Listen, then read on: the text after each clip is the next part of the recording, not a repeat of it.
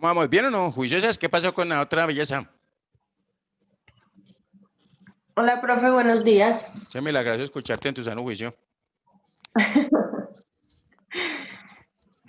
¿Qué más, profesor? Ya. Pues en términos generales, bien, ahí vamos aquí como que está como con ganas de llover, pero ahí vamos, bendito sea mi Dios. Me sé qué tal. Aquí igual también está haciendo un frío y está el día oscuro. Sí, no, eso estamos como, todos estamos en las mismas. Es que mire que es eso. ¿Qué más, profe? ¿Bien? Pues en términos generales, bien. Bendito Ah, sea mi Dios. ¿Y Adriana, muy cómo me le ha ido?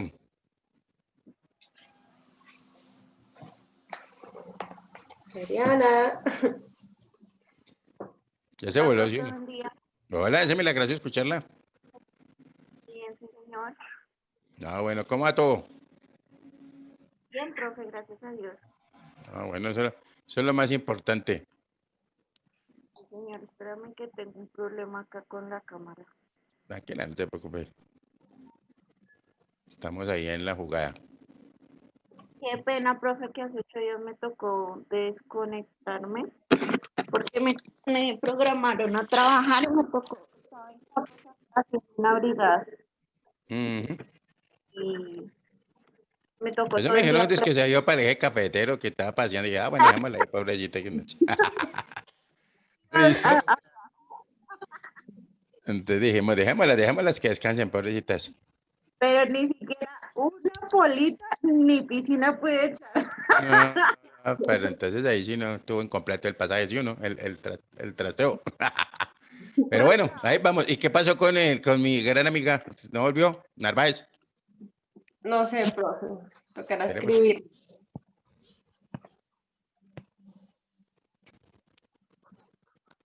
Bueno, nosotros hace 8 días habíamos dejado un titulito. Vamos a arrancamos de una vez porque ¿qué hacemos, cierto? Bueno, espere más bien porque es que me da. Ella dijo, ay, no avance tanto que mis compañeras, pobrecitas.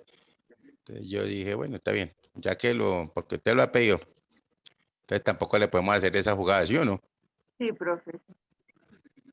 Esperemos a ver Voy a compartirle, vamos a ir compartiendo esto y en la medida de cuando llegue, entonces tan y cortamos y miramos. Para que miremos una cosa bien interesante de un análisis. Nosotros ya hablamos del libro de la vacación, ¿no? creo que sí, profe.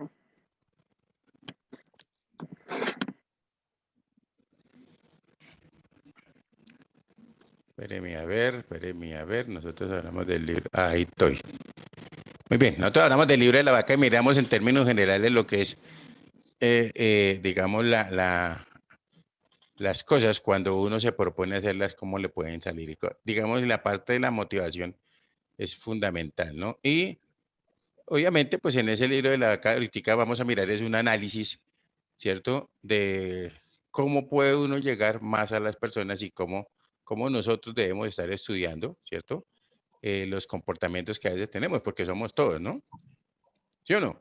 Todos tendremos siempre un pretexto. Ojo ahí, no se van a sentir aludidos, ¿no? Todos tenemos. Ay, qué malo el profe. Entonces, Camilo Cruz me parece que es un excelente. Yo les había compartido ya la primera parte, un video cortico, pero a mí me parece que el análisis de este es bien fundamental para todo el proyecto que tenemos que hacer. Yo ahí les tengo ya una información, sino que no la deja subir, me toca enviárseles esa al correo.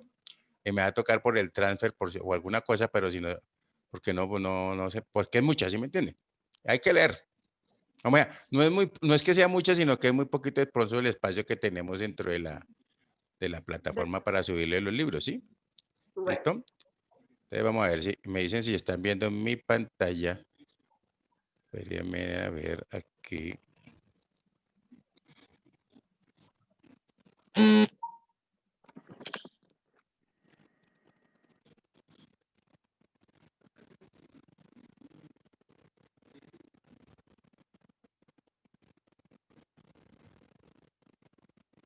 ¿Ya están viendo mi pantalla? Mm, ya casi, ya, la vaca. ¿Qué dice La aquí? culpa de la vaca. ¿Listo? De la vaca. Entonces, esperemos un momentico. Yo le cuadro el sonido. De hablar del éxito y de lo que necesitamos hacer para triunfar por casi ¿Está el volumen? Sí, profe, ahí está bien de volumen. Sí, señor. ¿Qué dice aquí? La culpa, dice anécdotas, parábolas, sobre audios y reflexiones sobre el liderazgo. ¿Listo? Ahí vamos. Eso es lo que vamos a tratar el tema que me parece importante y ahorita seguimos con otro. ¿Listo? Ok. Ahí se pueden relajar un poquito, no se van a quedar dormidas, ¿no? Porque Profe, siempre... ya me comuniqué con Jennifer y ella ya se conecta ahorita. Dijo que ya. Ok, gracias. Ojo esto, Bueno. ahí se pueden relajar para que me escuchen bien, mucha atención. Lo único que van a ver siempre es este libro, ¿listo? A lo largo de la conferencia, pero es bien interesante. Bueno. 2 décadas. Durante mis presentaciones y seminarios, una y otra vez las personas se me acercan y me dicen, Doctor Cruz, solo quiero hacerle una pregunta. Si tuviera que compartirme un solo secreto del éxito, ¿cuál sería el más importante? O me preguntan, ¿cuál es la clave para triunfar? ¿Cuál es el primer paso, el más importante de todos? ¿Qué es lo primero que tengo que hacer para alcanzar las metas que me he propuesto y lograr el éxito? Así que para responder a este interrogante, un día decidí darle la vuelta y empezar por preguntar, ¿qué no debo hacer si quiero triunfar? ¿Qué debo evitar? Y un día, en medio de un seminario, le dije a la audiencia de más de 1000 personas, les voy a hacer una pregunta y quiero que me respondan lo primero que se les venga a la mente, lo primero que se les ocurra. Y luego les pregunté, ¿qué es lo opuesto de éxito? Y todo el mundo respondió, fracaso. ¿Y saben qué? Unos meses atrás yo hubiese respondido lo mismo, porque desde pequeños parece que se nos ha enseñado que el opuesto del éxito es el fracaso, que el enemigo es el fracaso y que hay que evitarlo a toda costa. Por supuesto, después de perseguir tus metas y caerte y levantarte y empezar de nuevo y volver a caerte y evaluar qué es lo que estás haciendo mal y aprender y crecer y experimentar más fracasos y caídas y aprender de ellas y finalmente lograr tus metas, pues tú descubres que el enemigo del éxito no es el fracaso como muchas veces pensamos. Descubres que las caídas y los fracasos en general son simplemente parte del camino que nos lleva a la realización de nuestras metas. Que ellos nos dan la oportunidad de aprender importantes lecciones, que si no fuera por los fracasos, no nos daríamos cuenta de los hábitos que debemos cambiar o las conductas que necesitamos corregir para continuar avanzando en la vida. Seguramente todos podemos recordar fracasos y caídas que hemos sufrido en algún momento, después de los cuales emergimos más fuertes y más sabios y mejor preparados para enfrentar la vida. Es indudable que las adversidades engendran éxito. Así que en aquel momento comprendí una importante lección, quizás la más importante que había aprendido hasta ese momento. Aprendí que el verdadero enemigo del éxito no es el fracaso, sino el conformismo y la mediocridad. Porque la mediocridad no nos enseña ninguna lección. No hay nada que podamos aprender de ella.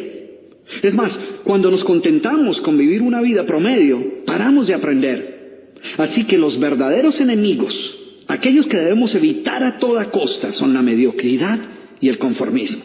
Y quiero hacer énfasis en esto porque muchas personas eluden el fracaso como si fuese una plaga que debemos evitar a cualquier precio. Obviamente no estoy sugiriendo que debamos fracasar a propósito. No obstante, hemos aprendido a temerle tanto a las caídas que en nuestro afán por evitarlas hemos terminado por contentarnos con segundos lugares con tal de eliminar cualquier riesgo que nos pueda ocasionar un fracaso. Terminamos con contentarnos con trabajos mediocres pero seguros en lugar de empezar nuestra propia empresa. O soportamos relaciones de pareja abusivas porque creemos que no hay nada que podamos hacer para cambiar dicha situación. O que si buscamos algo mejor seguramente terminaremos en peores condiciones. Hemos crecido escuchando aquel viejo refrán que dice que más vale poco que nada. Y entonces pensamos que es mejor contentarnos con lo poco que tenemos y ser agradecidos y no querer tener más y arriesgarnos a perderlo todo. O evitamos tomar cualquier tipo de riesgos por miedo a fracasar. Porque hemos aprendido una gran mentira, y es que fracaso es sinónimo de fracasado. Y por supuesto, nadie quiere ser un fracasado. Así que mi sugerencia es que en lugar de desperdiciar nuestro tiempo tratando de evitar cualquier caída en nuestra vida, lo que debemos hacer es eliminar todas las excusas y las falsas creencias que conducen a la mediocridad. Y esa es precisamente la historia de la vaca. Un relato sobre cómo librarnos de los hábitos, excusas y creencias que nos mantienen atados a una vida de mediocridad. Mi intención al compartir contigo esta metáfora es que podamos observar los efectos tan devastadores que el conformismo puede tener sobre nuestra vida y los grandes cambios que ocurren cuando finalmente decidimos deshacernos de todas nuestras excusas. Pero me gustaría que fueras tú mismo quien encontraras las enseñanzas que se desprenden de esta historia. Y si cuando termines de escuchar este audiolibro descubres que no aprendiste nada, pues seguramente esa es tu vaca. Antes de hablar de las enseñanzas de esta metáfora, quiero que escuches la trágica historia de la vaca y pienses en las aplicaciones que pueda tener en tu propia vida. La historia cuenta que en cierta ocasión un viejo maestro deseaba enseñarle a uno de sus discípulos los secretos para vivir una vida próspera y feliz. Y sabiendo los muchos obstáculos y dificultades que enfrentan las personas en esa búsqueda por la felicidad, él pensó que la primera lección debía ser entender la razón por la cual muchas personas viven atadas a una vida de conformismo y mediocridad. Después de todo, muchos hombres y mujeres parecen incapaces de sobreponerse a los obstáculos que les impiden alcanzar el éxito y terminan viviendo vidas apenas tolerables. El maestro sabía que para que el joven pudiera entender esta importante lección, debía ver por sí mismo qué sucede cuando permitimos que la mediocridad gobierne nuestra vida. Así que el maestro decidió que aquella tarde saldrían en busca del poblado más pobre de aquella provincia, y una vez allí se dispondrían a buscar la casa más pobre de todas, y allí ellos pasarían la noche. Y después de mucho caminar, los dos hombres llegaron a las afueras del pueblo, y allí, en la parte más alejada de un pequeño caserío, el joven se detuvo ante la casa más pobre y ruinosa que había visto hasta entonces.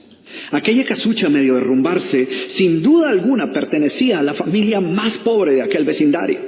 Sus paredes se sostenían de milagro, aunque amenazaban con venirse abajo en cualquier momento, y el improvisado techo dejaba filtrar el agua por todas partes. La basura y los desperdicios se acumulaban por todos los lados, dándole un aspecto aún más decaído al lugar. Y lo más increíble era que en aquella casucha de apenas 10 metros cuadrados vivían 8 personas. Sus miradas tristes y sus cabezas bajas y sus ropas sucias y viejas eran señal de que la pobreza no solo se había apoderado de sus cuerpos, sino que también había encontrado albergue en su interior. Sin embargo, en medio de este estado de penuria y pobreza total, la familia contaba con una posesión sorprendente bajo tales circunstancias. Eran dueños de una vaca. Y aunque el animal no era gran cosa, como era su única posesión, no era de extrañar que la vida de aquella familia girara en torno al animal. Hay que darle de comer a la vaca, asegúrese que la vaca ha bebido suficiente agua, vaya a llamarle la vaca, es hora de ordeñar la vaca. En fin, la vaca jugaba un papel de gran prominencia en la vida diaria de aquella familia, a pesar que la escasa leche que producía a duras penas era suficiente alimento para sobrevivir. No obstante, la vaca parecía servir un propósito mucho mayor. Era lo único que los separaba de la miseria total. Y en un lugar donde el infortunio y la escasez eran el pan de cada día, su vaca los hacía sentir que no estaban tan mal, porque sus vecinos eran igual de pobres, pero ellos no tenían vaca. Así que ellos pensaban, no podemos quejarnos, porque después de todo tenemos nuestra vaca. Y allí, en medio de la suciedad y el desorden, el maestro y su discípulo pasaron la noche. Al día siguiente, muy temprano, asegurándose de que no fueran a despertar a nadie, los dos viajeros se dispusieron a continuar su camino. El joven no estaba seguro de haber aprendido la lección que su maestro había querido enseñarle. Sin embargo, antes de emprender la marcha, el anciano maestro le dijo en voz baja: es hora de que aprendas la lección que vinimos a aprender. Después de todo, lo único que el joven había visto durante su estancia eran los resultados de una vida de conformismo y mediocridad, pero aún no estaba claro qué había llevado a esta familia a tal estado de abandono, y esa era la verdadera lección. Lentamente el anciano caminó en dirección al lugar donde se encontraba atado el animal, a no más de 50 metros de distancia de la casa, y allí, ante la incrédula mirada del joven, y sin que éste pudiera hacer absolutamente nada para evitarlo, el anciano sacó una daga que llevaba en su bolsa y con un rápido y certero movimiento proporcionó al animal una herida mortal que ocasionó que se derrumbara instantáneamente y sin hacer mayor ruido. El joven no podía creer lo que acababa de ocurrir. ¿Pero qué has hecho, maestro? ¿Qué lección es esta que para aprenderla requiere dejar a una familia en la ruina total? ¿Cómo has podido matar a esta pobre vaca que era su única posesión? ¿Qué va a suceder con ellos ahora? Sin inmutarse ante la preocupación y la angustia de su joven discípulo, y sin hacer caso de sus interrogantes, el anciano se dispuso a continuar su marcha dejando atrás esa macabra escena. El estudiante no podía dejar de pensar que sus acciones habían condenado a muerte a aquella familia. ¿Qué otra suerte podía correr tras haber perdido su única posesión, su única fuente de sustento? La historia cuenta que un año más tarde, el maestro llamó al joven discípulo y le sugirió retornar nuevamente a ver qué había ocurrido con la familia. La sola mención del episodio fue suficiente para despertar en el joven el recuerdo del papel que él había jugado en la suerte de aquella pobre gente. ¿Qué les habría ocurrido? ¿Sobrevivieron el duro golpe? ¿Pudieron empezar una nueva vida? ¿Cómo los encararía después de lo sucedido? Así que a regañadientes el joven emprendió el regreso a aquel lugar y después de varios días los dos viajeros llegaron nuevamente al caserío. Pero por más esfuerzo que hicieron, no lograron localizar la humilde vivienda. El lugar parecía ser el mismo, pero donde un año atrás se encontraba la escuálida casucha, ahora se levantaba una casa grande que aparentemente había sido construida recientemente. Lo primero que cruzó por la mente del joven fue el presentimiento de que la muerte de la vaca hubiera sido un golpe demasiado duro para aquella pobre familia. A lo mejor se habían visto obligados a abandonar aquel lugar y una nueva familia con mayores posesiones se había adueñado del lugar y había construido una mejor vivienda. Todo esto pasaba por la mente del joven mientras se debatía entre acercarse a la nueva vivienda a indagar por la suerte de la familia o continuar su viaje y así evitar la confirmación de sus peores sospechas. ¿Cuál no sería su sorpresa cuando del interior de la casa vio salir al mismo hombre que un año atrás les había dado posada? Al principio el joven no pareció reconocerlo, pero después de unos minutos confirmó que efectivamente se trataba de la misma persona. El joven no podía creer lo que veía. Sus ojos brillaban, vestía ropas limpias, estaba aseado y su sonrisa y actitud eran muestras de que algo había sucedido. ¿Pero cómo es posible?, le preguntó. ¿Qué sucedió durante este tiempo? Hace un año, durante nuestra visita, fuimos testigos de la inmensa pobreza en la que ustedes se encontraban. ¿Qué ocurrió durante este tiempo para que todo cambiara? El hombre, ignorante de que el joven y su maestro habían sido los responsables por la muerte de su vaca, los invitó nuevamente a su casa y les contó cómo, coincidencialmente, el mismo día de su partida, algún maleante, envidioso de su escasa fortuna, había degollado salvajemente al pobre animal. Y luego continuó: debo confesar que nuestra primera reacción ante la muerte de la vaca fue una de desesperación y angustia. Por mucho tiempo, la pobre leche que producía la vaca había sido nuestra única fuente de sustento. En realidad, ella era lo único que nos separaba de la miseria total. Sin embargo, poco después de aquel trágico día nos dimos cuenta que a menos que hiciéramos algo rápidamente, muy probablemente nuestra propia vida estaría en peligro. Necesitábamos buscar otras fuentes de alimento para nuestros hijos, así que limpiamos el patio de la parte de atrás de la casucha, conseguimos unas semillas y sembramos algunas hortalizas y legumbres para alimentarnos. Después de algún tiempo nos dimos cuenta que la improvisada granja producía mucho más de lo que necesitábamos para nuestro propio sustento, así que decidimos venderle algunos vegetales que nos sobraban a nuestros vecinos y con esa ganancia compramos más semillas. Poco después vimos que el sobrante de la cosecha alcanzaba para venderlo en el mercado del pueblo y de repente sucedió. Por primera vez en nuestra vida tuvimos el dinero suficiente para comprar mejores vestimentas y arreglar nuestra casa.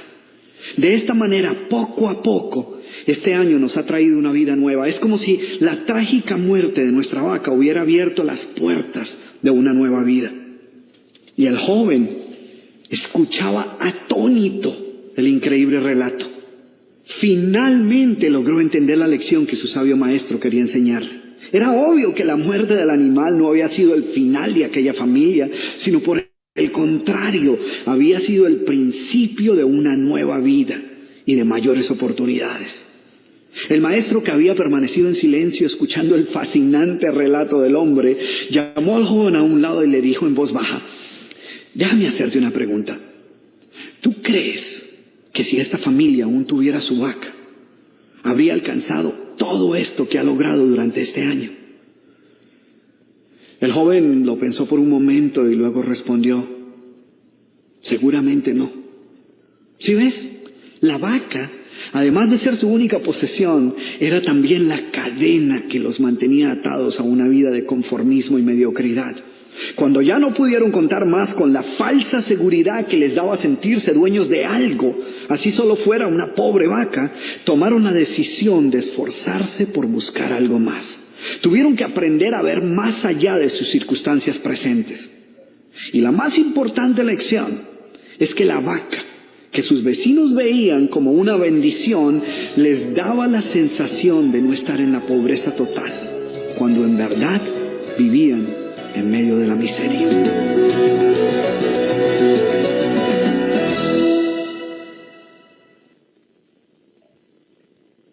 Ahora bien, ¿cuál es la moraleja de esta historia? Yo diría que al igual que esta familia, muchos de nosotros, obviamente sin planearlo, permitimos que la mediocridad se apodere de nuestra vida. Y lo hacemos cuando logramos convencernos que lo poco que tenemos es más que suficiente. El conformismo se apodera de nuestra vida y se convierte en una cadena que no nos permite buscar algo mejor. Tú sabes que no eres feliz con lo que posees, pero tampoco eres totalmente miserable. Estás frustrado con la vida que llevas, mas no lo suficiente como para cambiarla. ¿Ves lo trágico de esta situación? Porque cuando tienes un trabajo que detestas y con el que no logras satisfacer tus necesidades económicas mínimas y que no te trae absolutamente ninguna satisfacción, es fácil tomar la decisión de dejarlo y buscar uno mejor. Pero cuando tienes un trabajo que no te gusta, que no te satisface y que no es lo que verdaderamente quisieras estar haciendo, pero que cubre tus necesidades mínimas y te ofrece cierta comodidad, pues es fácil conformarte con lo poco que tienes. Es fácil caer presa de esa idea de dar gracias que por lo menos cuentas con algo. Después de todo, hay muchos que no tienen nada y ya quisieran contar con el trabajo que tú tienes. Al igual que aquella vaca, esta actitud nunca te permitirá progresar. A menos que te deshagas de ella, no podrás experimentar un mundo distinto al actual. Ahora, déjenme hacerles una pregunta. ¿Cuántos de ustedes que me están escuchando tienen la ligera sospecha de que es posible que hayan venido cargando con una que otra vaca por algún tiempo? ¿Y sabes qué? No necesito ver tu cara para saber tu respuesta. Porque lo cierto es que todos tenemos vacas en nuestras vidas. Todos llevamos a cuestas creencias, excusas y justificaciones que nos mantienen atados a una vida de mediocridad. Sí, yo sé que suena un poco duro, pero lo cierto es que muchos de nosotros nos inventamos excusas que ni nosotros mismos nos creemos y cargamos con pretextos y disculpas para explicar por qué no estamos viviendo la vida que en realidad deseamos vivir. Y escucha cómo suenan las vacas, a ver si por casualidad tú has oído alguna de ellas. Ahora, no quiero que me malinterpretes, no quiero insinuar que tú las tengas. Simplemente quiero compartir algunas de ellas contigo, algunas de las más comunes, a ver si te suenan familiares. Bueno, aquí van. Yo estoy bien, hay otros en peores circunstancias. O esta. Odio mi trabajo, pero hay que dar gracias que por lo menos tengo algo. Ay, si mis padres no se hubieran divorciado, quizás me hubiese ido mejor en la vida. La culpa no es mía, es de ellos. O mi negocio no ha crecido porque es que mi esposo no me apoya. Yo no soy la culpable, yo soy la víctima. O me gustaría poder hacer más ejercicio, pero lamentablemente no hay ni un solo gimnasio cerca de donde yo vivo. Qué vaca, ¿eh?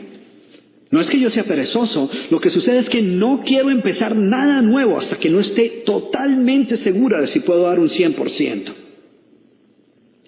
Quisiera leer más, pero no tengo tiempo. No me queda ni un minuto libre. Y pensar que hay personas que tienen la vergüenza de decir esto, ¿eh? Ya sé que debería compartir más tiempo con mis hijos, pero la verdad es que llego demasiado cansado del trabajo. Y pues yo trabajo para proveerles una mejor vida y con ello les estoy mostrando que los amo. ¿Te imaginas el peligro de esta vaca? ¿O qué tal esta?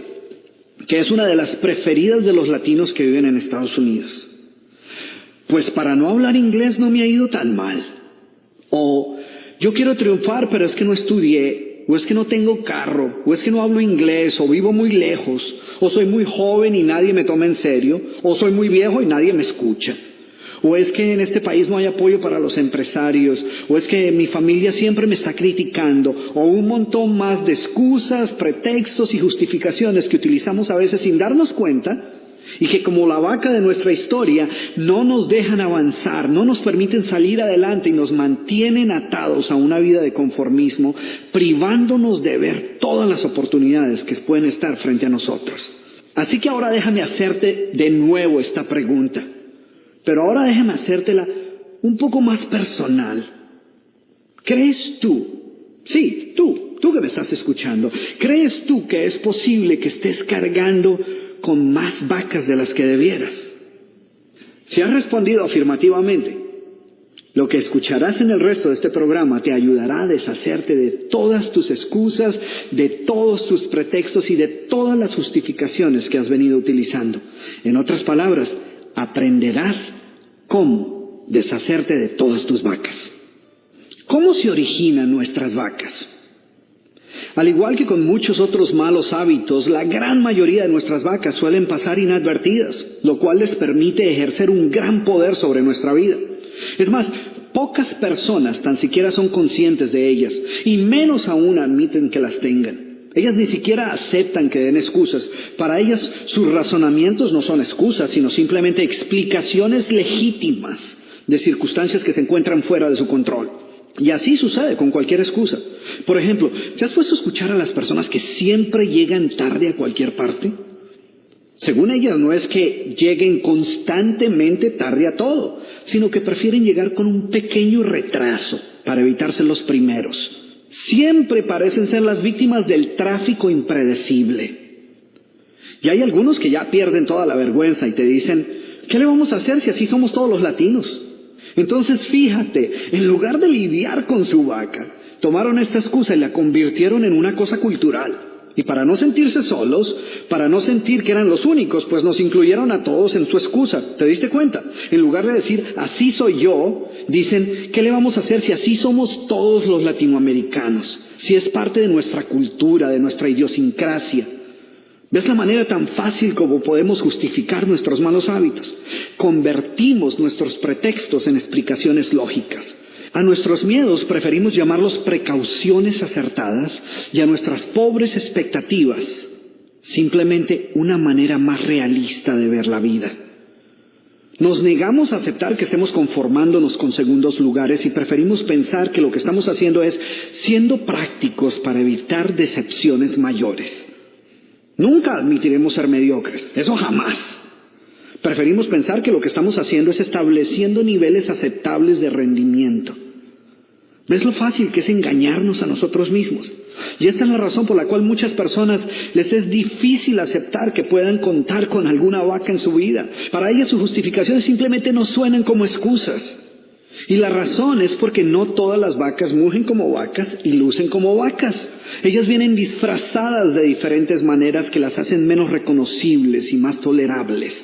Preferimos llamarlas de 1000 maneras más aceptables, de manera que nos produzcan menos remordimientos. Y eso es precisamente lo que las hace tan peligrosas y por lo cual debemos aniquilarlas si deseamos triunfar. Yo sé que suena un poco violento hablar de matar tus vacas. Sé que seguramente preferirías si te pidiera que realizaras un cambio de actitud, o que trataras de modificar tu comportamiento, o que buscaras cambiar tus malos hábitos. Pero la verdad es que aunque tratemos de suavizar estos términos, esto no nos va a ayudar a deshacernos de ellos. Así que en esta metáfora la vaca representa todo pretexto, justificación, mentira, duda, miedo, evasiva, excusa o falsa creencia que nos mantiene atados a una vida de mediocridad y nos impide lograr la calidad de vida que en verdad merecemos. En general, toda vaca pertenece a una de estas dos categorías, las excusas o las actitudes limitantes. En la categoría de las excusas se encuentran las justificaciones, los pretextos, las evasivas, las disculpas y las famosas mentirillas blancas. Mientras que en la categoría de actitudes limitantes están los miedos, las dudas, las explicaciones racionales, las limitaciones y las falsas creencias. Y todos nosotros hemos utilizado alguna de estas modalidades en algún momento de nuestra vida.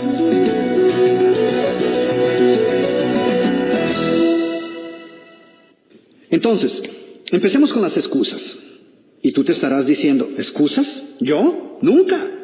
Pues ¿sabes qué? Las excusas son las vacas más comunes. Las excusas son una forma cómoda de eludir nuestras responsabilidades y justificar nuestra mediocridad, encontrando culpables por todo aquello que siempre estuvo bajo nuestro control. Las excusas son una manera de decir, yo lo hice pero no fue mi culpa. No he podido triunfar en mi negocio, pero la culpa es del presidente que dañó toda la economía. Reprobé el examen, pero la culpa fue del maestro que no nos dio suficiente tiempo para estudiar. No he avanzado en mi trabajo, pero la culpa es de mi jefe que no aprecia mi talento. Fracasé en mi matrimonio, pero la culpa fue de mi esposa que no hizo un esfuerzo por comprenderme. ¿Y qué tienen todas estas excusas en común? Todas sirven un solo propósito: librarnos de toda responsabilidad y colocarnos en el papel de víctima. La culpa no es mía, yo tenía las mejores intenciones, que conste que yo estaba dispuesto, pero la culpa es de mi esposa o mi esposo o del jefe o de mi grupo o del gobierno o de mi socio o de la economía o de mi auspiciador o del mayor culpable de todos, el destino. Y lo peor de todo es que mientras pensemos que la culpa es de alguien más, no haremos absolutamente nada para remediar dicha situación. Después de todo, no es nuestra culpa. Hay solo 3 verdades acerca de las excusas. La primera es que si verdaderamente quieres encontrar una disculpa para justificar cualquier cosa, ten la plena seguridad que la hallarás sin mayor dificultad. Lo segundo, de lo cual puedes estar seguro una vez comiences a utilizar cualquier excusa, es que encontrarás aliados. Sí, no importa qué tan increíble y absurda pueda sonar tu excusa, vas a encontrar personas que la crean y la compartan. Tanto así que las escucharás decir, yo sé cómo te sientes, porque a mí me sucede exactamente lo mismo. Finalmente, la tercera verdad acerca de las excusas es que una vez las utilices, notarás inmediatamente que nada habrá cambiado. El problema que estabas evitando enfrentar mediante la excusa continuará igual. No habrás avanzado hacia su solución, sino que por el contrario habrás retrocedido. Peor aún, cada vez que utilices dicha excusa, la llevas un paso más cerca de convertirse en tu realidad. Por ejemplo, cada vez que dices, no tengo tiempo, para justificar el no hacer lo que sabes que debes hacer, pierdes un poco más el control sobre tu tiempo y tu vida. Y pronto comienzas a notar que estás viviendo una vida reactiva, de urgencia en urgencia, sin tiempo para hacer aquello verdaderamente importante para ti. Con cada uso de tu excusa, con cada vez que dices no tengo tiempo, esta excusa adquiere una mayor validez hasta que termina por convertirse en verdad. Porque lo cierto es que todos tenemos todo el tiempo que necesitamos, ni un minuto más ni un minuto menos. Tanto el triunfador como el fracasado cuentan con 24 horas en su día. La única diferencia entre ellos es la manera como eligen invertir su tiempo. Indudablemente las excusas son una manera simple de evitar lidiar con el peor enemigo del éxito, la mediocridad.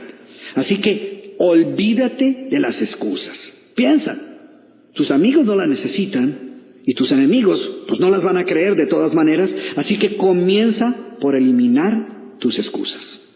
Bien, como estamos hablando de cómo se originan nuestras vacas, dónde es que las aprendemos y cómo terminan por grabarse en nuestro subconsciente, quiero dedicar unos minutos para compartir contigo una de las maneras más fáciles como muchos de nosotros nos adueñamos de vacas que ni siquiera eran nuestras.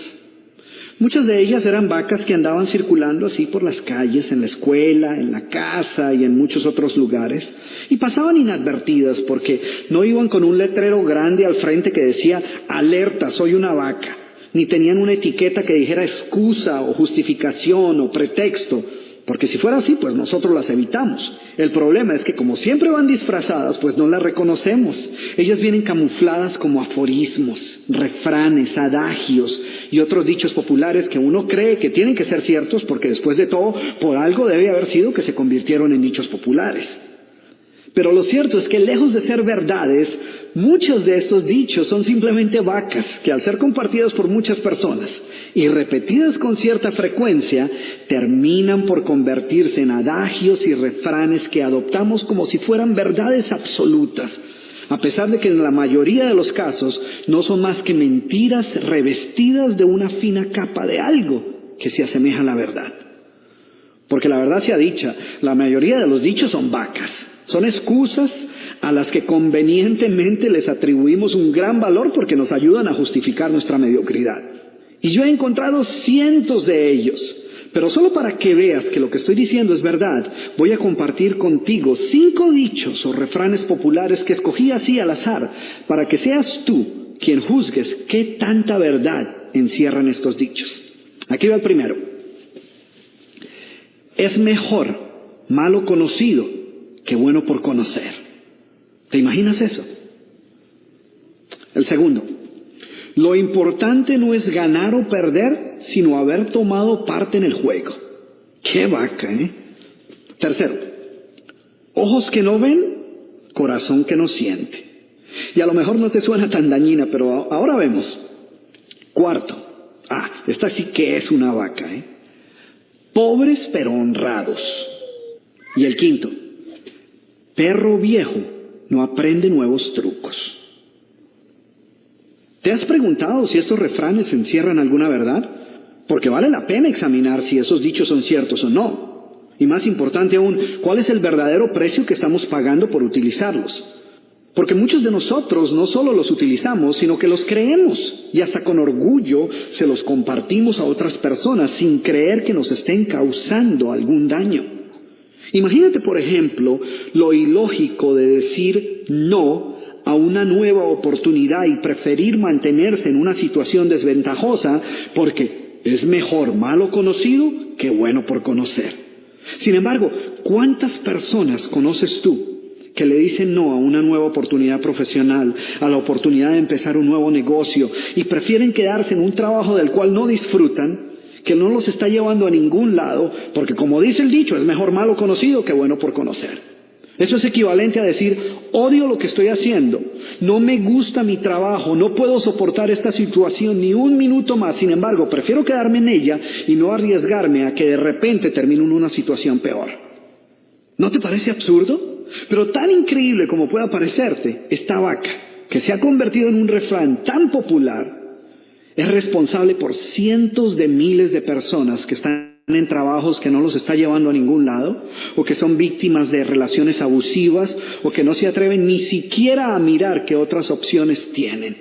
Porque de alguna manera, por alguna razón se les ha metido en la cabeza que es mejor no arriesgar esa vida de mediocridad y correr el riesgo de terminar peor. Entonces continúan caminando por ese callejón sin salida y prefieren más bien no pensar en las oportunidades que puedan haber allá afuera. Fíjate lo peligroso de ese refrán que muchas veces nosotros repetimos hasta con cierto humor sin creer que nos esté haciendo ningún daño. Y ahora, ¿qué me dices de esta vaca? Lo importante no es ganar o perder, sino competir. ¡Qué vaca, eh! Porque, ¿cómo le vas a ayudar a utilizar su potencial al máximo a una persona que piensa que no hay mayor diferencia entre ganar o perder? Sin embargo, el mayor problema es que, a menos que la examines con cuidado, esta vaca tiene ciertos rasgos nobles. Recuerdo que en uno de mis seminarios una persona me reprochó el hecho de que yo ponía demasiado énfasis en la importancia de triunfar. Y me decía que yo le daba demasiada importancia a ganar y pues que ganar no era lo más importante. Y pues ya no se pudo aguantar más y entonces decidió hacernos un regalo a toda la audiencia y a mí en especial, ¿eh? Y fue ahí cuando dijo, porque recuerde, doctor Cruz, que como dice el sabio refrán, lo importante no es ganar o perder, sino competir. Y yo pues, sin ninguna intención de ofender a esta persona, pero con todas las intenciones de dejar claro de una vez por todas si este refrán es cierto o no, le pregunté no solo a él, sino a toda la audiencia. Les dije, A ver, si lo importante no es en realidad ganar o perder, levanten la mano aquellas personas a las que no les molestaría demasiado perder en el juego de la vida. A ver, levanten la mano. ¿Cuántas personas crees tú que levantaron la mano? Ninguna, ni siquiera la misma persona que nos había compartido esta perla de sabiduría. Porque lo cierto es que si todo lo que estuviéramos perdiendo fuera una partida de ajedrez, pues quizás eso no represente mayor cosa. Pero cuando son tus sueños, tus metas y tu felicidad lo que está en juego, no creo que deberíamos aceptar tan tranquilamente la posibilidad de perder. Además, antes de apresurarnos a adoptar un nuevo principio, debemos considerar la fuente de donde vino. ¿Quién crees tú que fue la primera persona que utilizó este refrán? Pues yo supongo que un perdedor. Esta vaca es ciertamente un monumento a la mediocridad. ¿Y qué me dices del pobres pero honrados? La vaca predilecta de las personas que no han podido salir de la pobreza financiera. De alguna manera tienen que justificar su pobreza. ¿Y qué mejor manera de hacerlo que diciendo seremos pobres pero por lo menos somos honestos? O no tendremos mucho pero al menos somos unidos. ¿Sí ves qué vaca tan peligrosa? Si hasta parece virtud.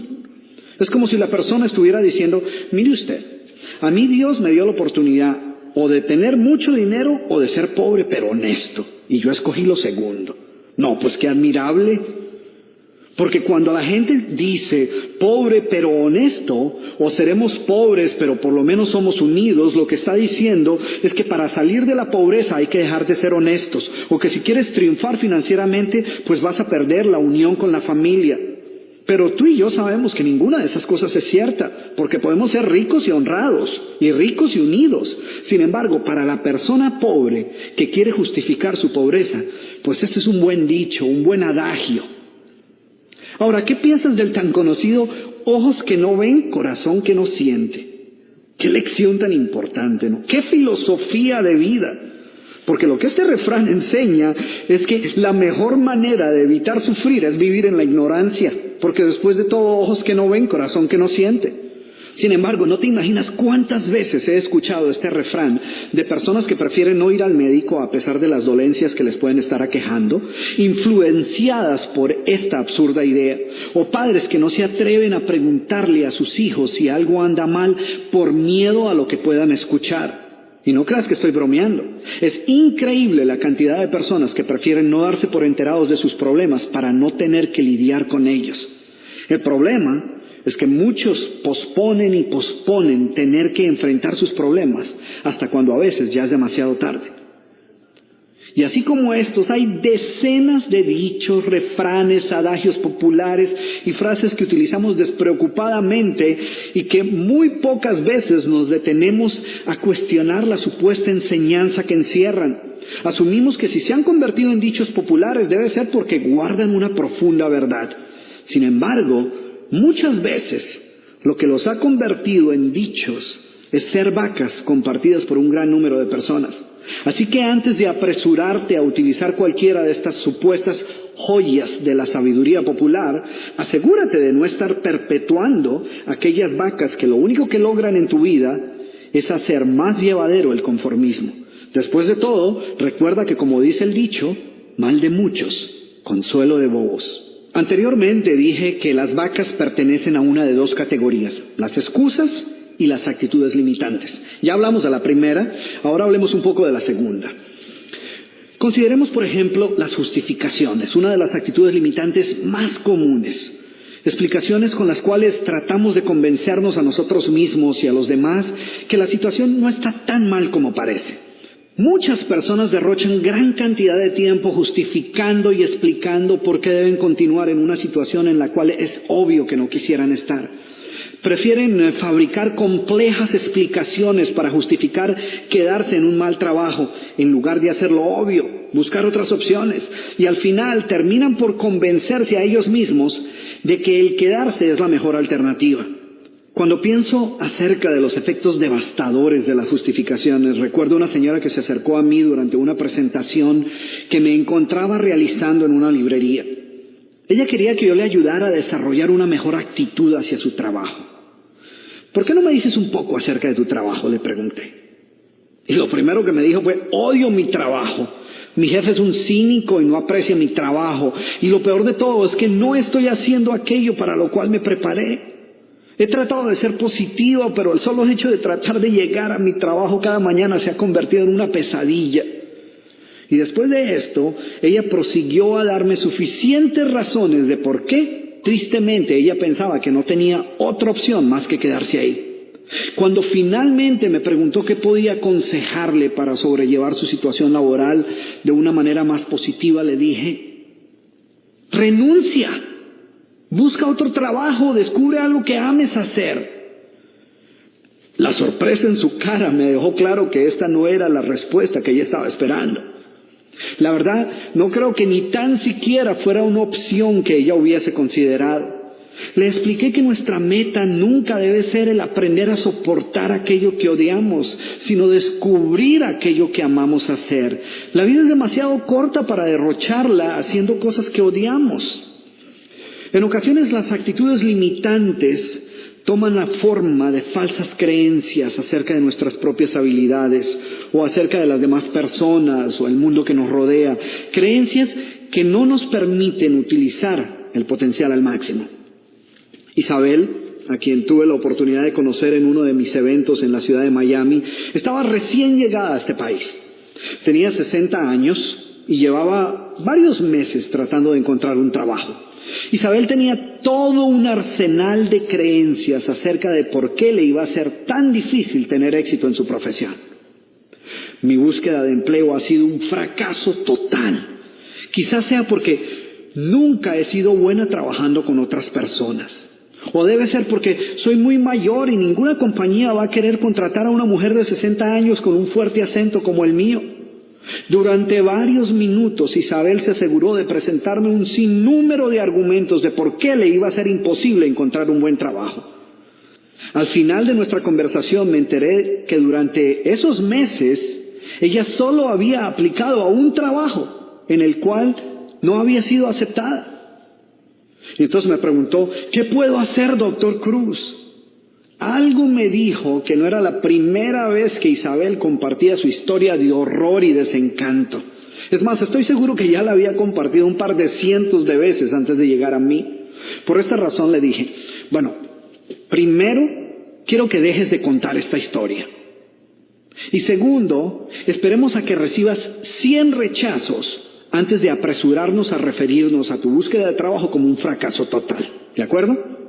Solo cuando hayas recibido 100 rechazos, nos preocupamos de encontrar una nueva estrategia de búsqueda de trabajo. 3 meses más tarde, coincidencialmente me encontraba realizando otro evento en la misma ciudad y nuevamente Isabel hizo su aparición. Y caminó hacia mí abriéndose así paso entre la gente y con una voz llena de orgullo y entusiasmo me dijo: 2. No tuve que recibir más que 2 rechazos antes de encontrar un gran trabajo. Y llevo 2 meses y medio en él y estoy muy contenta. Y en verdad se veía muy feliz. Isabel era una nueva persona. Y te cuento esta historia porque esta es una muestra de lo que puede suceder cuando nos liberamos del enorme peso de cargar con tantas vacas a cuestas. Otra de las actitudes más limitantes que existen es el pesimismo.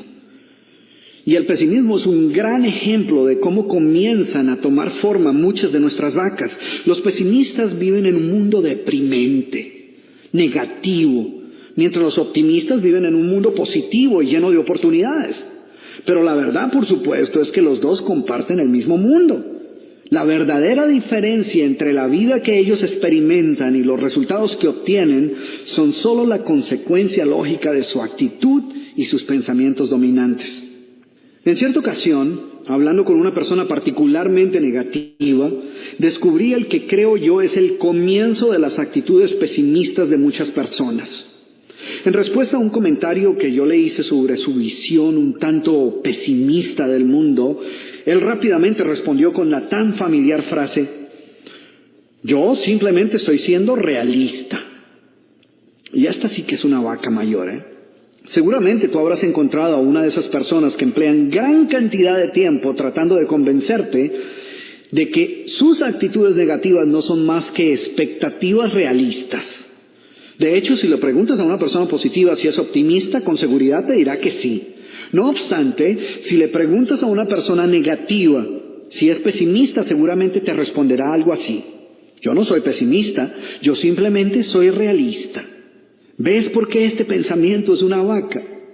Si aceptas que eres pesimista, negativo y amargado, pues es posible que tarde o temprano decidas que necesitas cambiar y optes por buscar... ¿Cómo vamos? Bien, profe.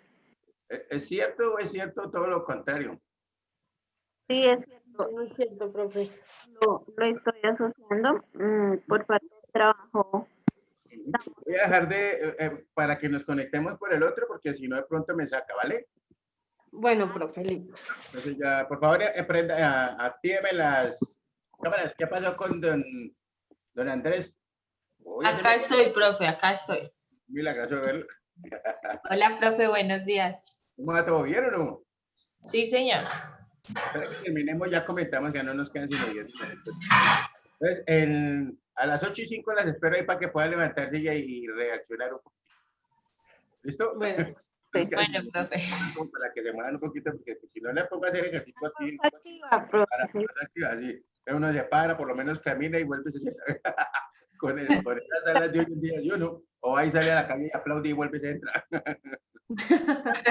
Bueno, ya hablamos entonces en la otra Belín, ¿vale? Bueno. Todo. Sí.